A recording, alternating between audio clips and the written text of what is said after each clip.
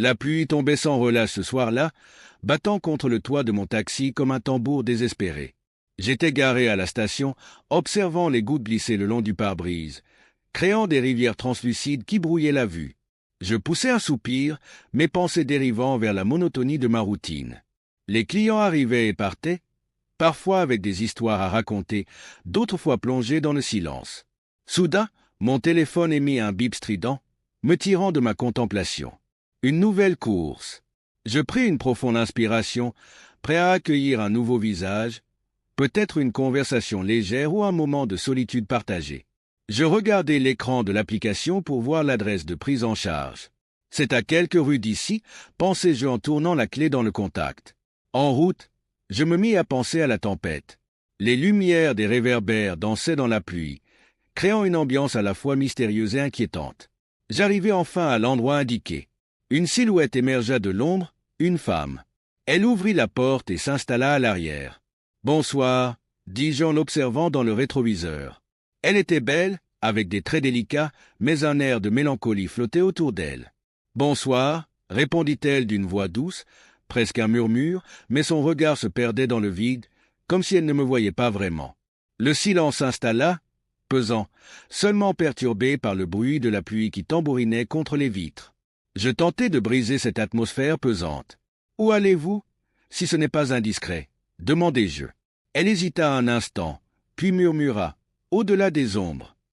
Je frémis légèrement à ces mots, un frisson d'inquiétude m'envahissant. « D'accord, je vais vous y conduire, » répondis-je, tout en me concentrant sur la route, les gouttes d'eau s'écrasant sur le pare-brise comme des éclats de verre. Alors que je tournais dans une rue sombre, une sensation étrange s'installa dans l'air. Je sentais que quelque chose n'allait pas, mais je ne pouvais pas mettre le doigt dessus. Je risquai un coup d'œil dans le rétroviseur et, à ma grande surprise, son regard était toujours perdu, comme si elle était emprisonnée dans ses pensées. Je continuai de conduire, mais un frisson d'appréhension s'intensifiait à chaque seconde. Je ne savais pas encore que cette course allait changer ma vie à jamais. La pluie tambourinait contre le toit de ma voiture alors que je conduisais à travers les rues désertes, chaque goutte résonnant comme un écho d'une tension inexplicable dans l'air. Je jetai un coup d'œil dans le rétroviseur, espérant apercevoir le visage de Clara, mais elle semblait perdue dans ses pensées, ses yeux fixés sur la fenêtre embuée. « Où allons-nous exactement ?» lui demandai-je, brisant le silence pesant. Elle ne répondit pas, comme si ma voix se perdait dans le tumulte de la tempête. Je bifurquai sur une rue plus sombre, où les lampadaires vacillaient, projetant des ombres étranges sur le bitume. « Nous y sommes presque, dis-je, essayant de mettre un peu de légèreté dans ma voix. Mais à nouveau, le silence. Je me sentais de plus en plus inquiet. « Clara, tu es toujours là ?» me risquai-je à demander, mais il n'y avait toujours aucune réponse. La tension dans l'habitacle se faisait palpable, et je commençais à ressentir un frisson d'angoisse dans le creux de l'estomac. Lorsque j'arrivai à destination, je me garai et me retournai pour lui annoncer que nous étions arrivés. Mais le siège arrière était vide. Mon cœur se mit à battre la chamade. « Clara » appelai-je, ma voix s'élevant dans l'obscurité de la voiture. Je scrutai le siège, espérant qu'elle avait simplement décidé de sortir rapidement, mais il n'y avait qu'une empreinte de rouge à lèvres, brillante et troublante sur le tissu. Un frisson parcourut mon échine. Qu'est-ce qui venait de se passer? Comment avait-elle disparu? Je sortis de la voiture, la pluie me fouettant le visage. Mais je restai là, figé, le regard rivé sur le siège vide. Le bruit incessant de la pluie semblait se moquer de moi, comme si le monde autour de moi avait basculé dans une réalité que je ne comprenais pas. C'était un rêve, n'est-ce pas? Murmurai-je pour moi-même, la panique montant en moi. Je me frottais les yeux, cherchant à me réveiller, mais la réalité était là, tangible et troublante. Clara, cette femme mystérieuse, avait disparu sans laisser de traces, et je restais seul, noyé dans mes pensées et mes doutes, avec seulement son rouge à lèvres comme preuve de son existence. La pluie continuait de tambouriner sur le toit de ma voiture, créant une ambiance presque hypnotique. Je me retrouvais assis là, figé, le cœur battant à tout rompre. Clara, cette femme mystérieuse, avait disparu dans le néant, ne laissant derrière elle qu'un simple rouge à lèvres, comme une trace de son passage. Mon esprit se débattait avec cette réalité absurde. Comment quelqu'un peut-il disparaître aussi soudainement? Fronçant les sourcils, je pris une profonde inspiration. J'avais besoin de réponses. Peut-être qu'elle est simplement descendue plus tôt, murmurai-je pour moi-même, mais même cette pensée me semblait creuse. Je redémarrai la voiture, décidant de retourner sur mes pas. Les lumières des réverbères dansaient sur les flaques d'eau, et chaque ombre semblait se moquer de ma confusion. En arrivant à l'endroit où je l'avais prise, je scrutai les alentours, espérant apercevoir un indice. Mon regard se posa sur un bâtiment dont la façade décrépite semblait presque vivante dans cette atmosphère orageuse. Les caméras de sécurité. Chukataiji. Je me rappelais qu'il y avait un petit café au coin de la rue. Peut-être que le propriétaire aurait quelque chose à me montrer. Je garai la voiture et courus à l'intérieur, trempé mais déterminé. « Bonjour, je suis désolé de vous déranger, mais... » commençai-je, luttant pour reprendre mon souffle. Le barista, un homme d'une quarantaine d'années, me regarda avec désintérêt. « Vous cherchez quelque chose ?» demanda-t-il, essuyant un verre. « J'ai pris une passagère ici, elle s'appelle Clara. Je voulais voir si les caméras ont enregistré quelque chose. »« Clara ?» répéta-t-il, l'air perplexe. « Désolé, je ne me souviens pas d'elle. Mais les caméras, je vais vérifier. » Il se leva et se dirigea vers une pièce à l'arrière. J'attendis, le cœur en émoi. Quand il revint, il secoua la tête. Rien. Zéro. Comme si elle n'était jamais venue. Un frisson me parcourut. Comment était-ce possible? Je sortis du café, l'esprit en ébullition.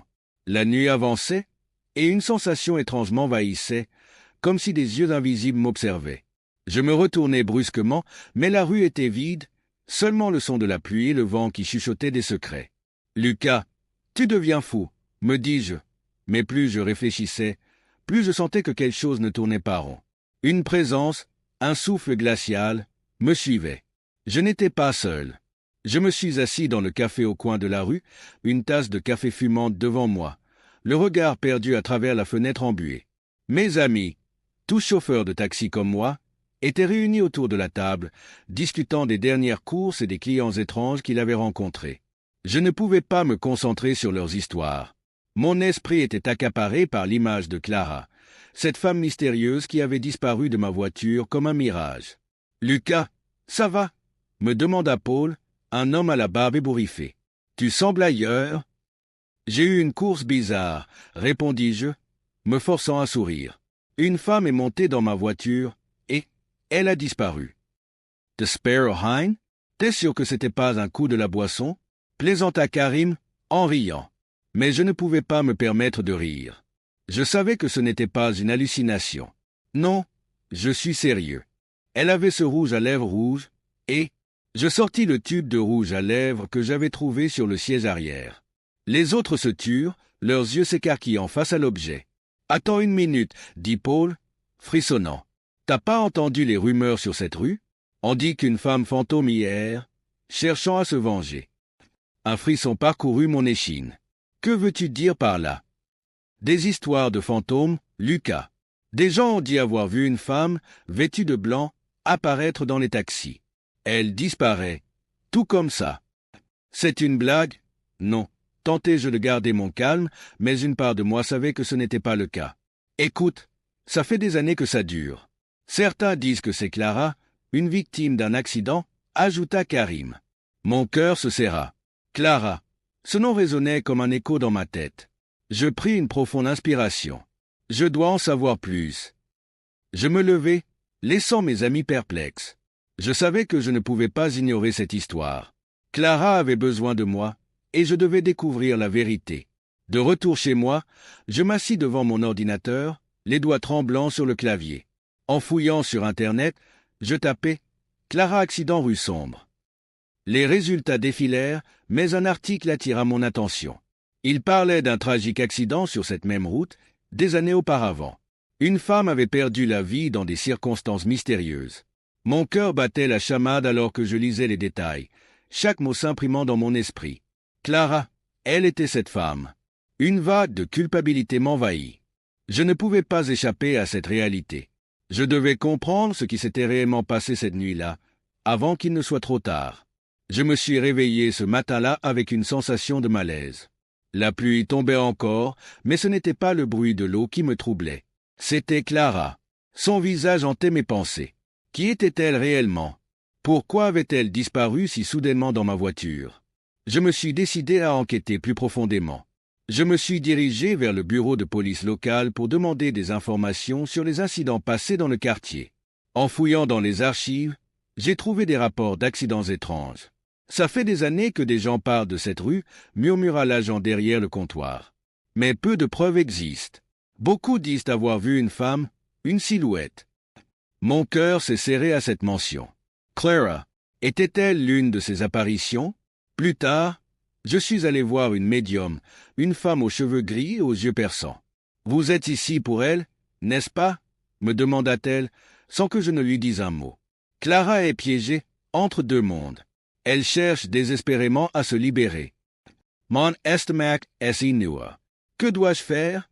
Demandai-je, la voix tremblante. Écoutez son appel.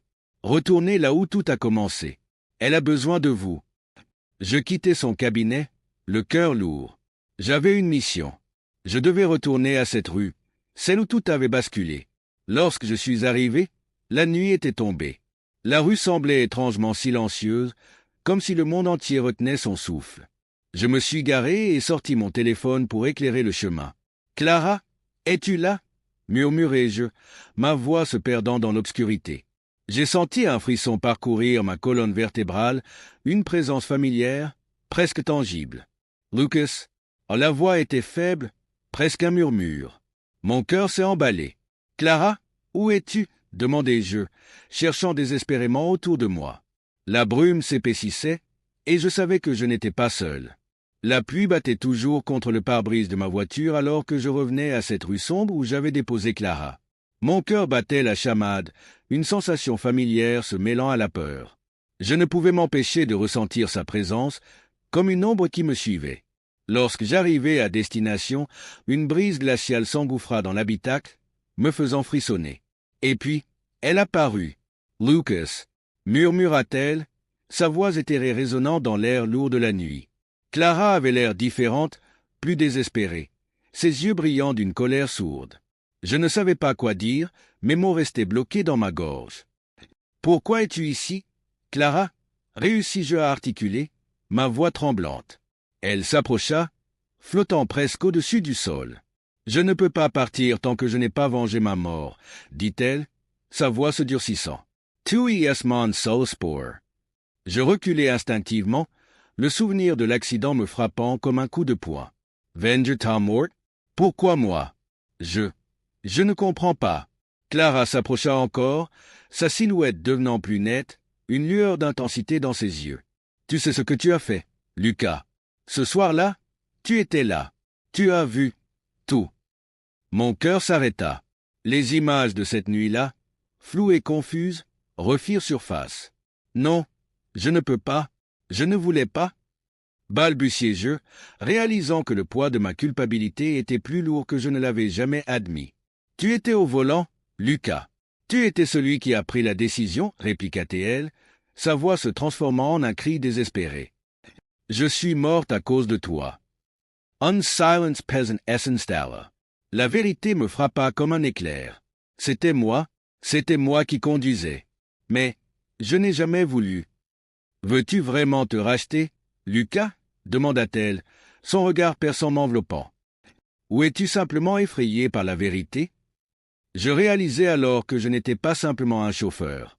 J'étais le témoin de son dernier souffle, celui qui avait pris la vie d'une femme innocente. Clara, l'esprit vengeur, était là pour m'obliger à faire face à mes actions. La tempête dehors se calmait, mais la tempête dans mon cœur ne faisait que commencer. Histoire de terreur, la passagère fantôme qui a disparu dans un taxi nocturne.